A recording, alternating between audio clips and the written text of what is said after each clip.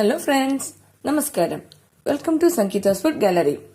നമുക്കിന്ന് തക്കാളി രസം എങ്ങനെയാണ് ചെയ്യുന്നതെന്ന് നോക്കാം. ഇത് ചെയ്യാനായിട്ട് ഒരു പാത്രത്തിൽ വെള്ളം ചൂടാക്കാൻ വെച്ചിട്ടുണ്ട്. ഞാനിപ്പോൾ 2 കപ്പ് വെള്ളം ഇതിലേക്ക് ചേർത്ത് കൊടുത്തിട്ടുണ്ട്. ഇനി ഇതിലേക്ക് തക്കാളി ചേർത്ത് കൊടുക്കാം. ഞാൻ 3 നന്നായിട്ട് പഴുത്ത തക്കാളിയാണ് എടുത്തിരിക്കുന്നത്. അത് 2ആയിട്ട് കട്ട് ചെയ്തിട്ട് ചേർത്ത് കൊടുക്കണം. ഇത് പെട്ടെന്ന് വെന്ത് കിട്ടാൻ വേണ്ടിയിട്ടാണ് 2ആയി കട്ട് ചെയ്ത് കൊടുത്തിരിക്കുന്നത്. ഈ തക്കാളി ഒരു 10 മിനിറ്റ് നന്നായിട്ടൊന്ന് വേവിച്ചെടുക്കാം. ഈ തക്കാളിയൊക്കെ നന്നായിട്ട് വെന്തിട്ടുണ്ട്. അപ്പോൾ തീ ഓഫ് ചെയ്ത് കൊടുക്കുക. ഇനി ഇത് ആറാൻ വെക്കുക. ആറിയ ശേഷം ഇത് നന്നായിട്ടൊന്ന് ഉടച്ചു കൊടുക്കണം. ഈ തക്കാളി വേവിച്ച് വെച്ചതൊക്കെ നന്നായിട്ടൊന്ന് ആറിയിട്ടുണ്ട്. ഇത് നന്നായിട്ടൊന്ന് ഉടച്ചു കൊടുക്കണം. നമ്മൾ കൈ വെച്ച് ഉടച്ചു കൊടുത്താലും കുഴപ്പമില്ല, അല്ലെങ്കിൽ അതുപോലെ സ്മാഷർ വെച്ചിട്ട് ഉടച്ചു കൊടുക്കണം. സ്മാഷർ വെച്ച് ഉടച്ചു കൊടുക്കുകയാണെങ്കിൽ ഇതിൽ വെള്ളം മാറ്റിയിട്ട് വേണം ഉടയ്ക്കാൻ, അല്ലെങ്കിൽ വെള്ളമൊക്കെ മേലെ തെറിക്കും. എന്നിട്ട് നന്നായിട്ടൊന്ന് ഉടച്ചു കൊടുക്കാം. തക്കാളിയൊക്കെ നന്നായിട്ട് ഉടച്ചു കൊടുത്തിട്ടുണ്ട്. ഒരു മിക്സിയുടെ ജാറിലേക്ക് ഒരു 6 അല്ലി വെളുത്തുള്ളി ചേർത്ത് കൊടുക്കണ്ട. പിന്നെ ഒരു പച്ചമുളക്, ഇതിലേക്ക് 1 ടീസ്പൂൺ ജീരകം, 1 ടീസ്പൂൺ കുരുമുളക്. ഇതിനൊന്ന് നന്നായിട്ട് അരച്ചെടുക്കണം. ഇത് നന്നായിട്ട് ഒന്ന് അരച്ചെടുത്ത് വെച്ചിട്ട് നന്നായിട്ട് അരയില്ല, ഇതുപോലെ ഉണ്ടാവുള്ളൂ. ഇനി നമുക്ക് രസം ചെയ്യാൻ തുടങ്ങാം. ഇപ്പോൾ ഒരു കടായി ചൂടാക്കാൻ വെച്ച് കൊടുത്തിട്ടുണ്ട്. ഇനി ഇതിലേക്ക് ഓയിൽ ചേർത്ത് കൊടുക്കുക. ഞാനിപ്പോൾ 1 ടേബിൾ സ്പൂൺ ഓയിൽ ചേർത്ത് കൊടുത്തിട്ടുണ്ട്. നിങ്ങൾക്ക് ഓയിലോ വെളിച്ചെണ്ണയോ അല്ലെങ്കിൽ നല്ലെണ്ണയോ ഏത് എണ്ണ വേണമെങ്കിൽ യൂസ് ചെയ്യാം. ഇപ്പം എണ്ണ നന്നായിട്ടൊന്ന് ചൂടായി കഴിഞ്ഞു. ഇനി ഇതിലേക്ക് 1/2 ടീസ്പൂൺ കടുക് ചേർത്ത് കൊടുക്കണം. ഒരു 1/4 ടീസ്പൂൺ വെന്തയം. കടുകൊക്കെ നന്നായിട്ട് പൊട്ടി തുടങ്ങിയിട്ടുണ്ട്. ഇനി ഇതിലേക്ക് വറ്റൽമുളക് 2 എണ്ണം പൊട്ടിച്ചത് ചേർത്ത് കൊടുക്കുക. ഇനി ഇതിലേക്ക് കറിവേപ്പില ചേർത്ത് കൊടുക്കണം.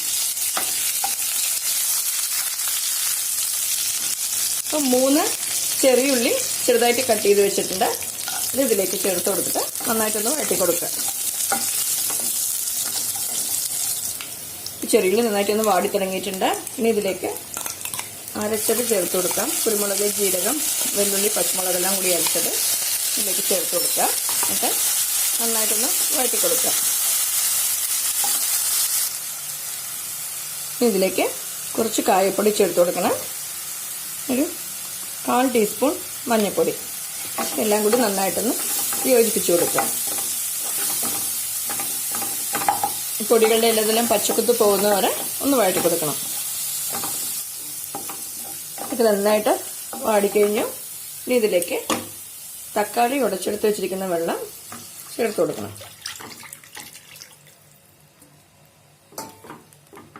നന്നായിട്ടൊന്ന് മിക്സ് ചെയ്ത് കൊടുക്കുക. ഒരു ചെറിയ നെല്ലിക്ക വലുപ്പത്തിലുള്ള പുളി വെള്ളത്തിൽ കുതിർത്ത് വെച്ചിട്ട് പിഴിഞ്ഞെടുത്തിട്ടുള്ള വെള്ളമാണത്. ഇത് ഇതിലേക്ക് ചേർത്ത് കൊടുക്കുക.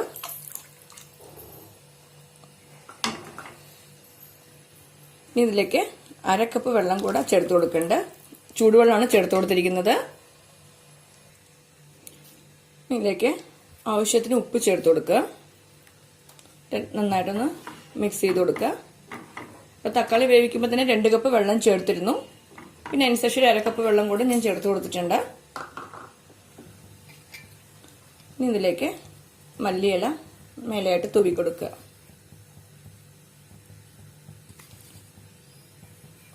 ഇത് ചെറുതായിട്ടൊന്ന് തിളയ്ക്കണം. അതുവരെയ്ക്കും വെയിറ്റ് ചെയ്യാം. ഇപ്പോൾ രസം തിളയ്ക്കാൻ തുടങ്ങിയിട്ടുണ്ട്. ഇനി ഇതിലേക്ക് ഒരു 1/2 ടീസ്പൂൺ ശർക്കരയുടെ പൊടിയാണ്. ഇത് പൊടിയുള്ളതുകൊണ്ട് ഞാൻ പൊടി ചേർത്ത് കൊടുക്കുന്നത്. നിങ്ങളുടെ കയ്യിൽ പീസസ് ആയിട്ടാണെങ്കിൽ ഒരു ചെറിയ പീസ് മാത്രം ഇതിൽ ചേർത്ത് കൊടുക്കുക.